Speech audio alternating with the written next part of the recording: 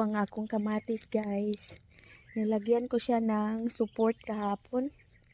Ayan. Malalaki na buaw. Malapit na siyang mamulaklak. Ang daming bulaklak. Pabulaklak na. Buaw kaayo, guys. Buyag. Buyag ka. Himsog sa akong kamatis. Ayan. Nilagyan ko siya ng ganito para mag-support.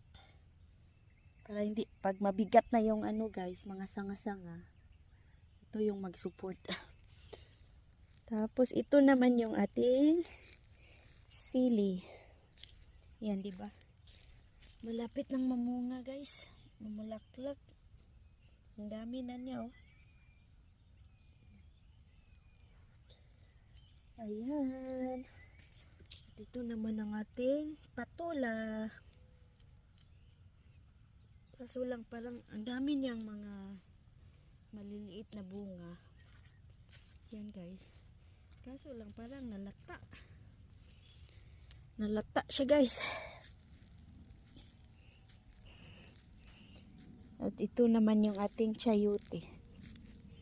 Tumubo na, guys. Ang ating chayote. Ayan. Lumalabas na naman ang ating ampalaya. Yan, guys, ang aking ampalaya. Tumubo na. Tinanim ko from seeds. Ang hindi palang tumubo yung okra. Tagal pala ng okra tumubo.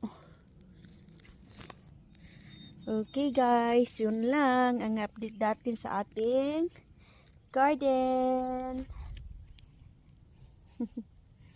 Thank you for watching. Bye!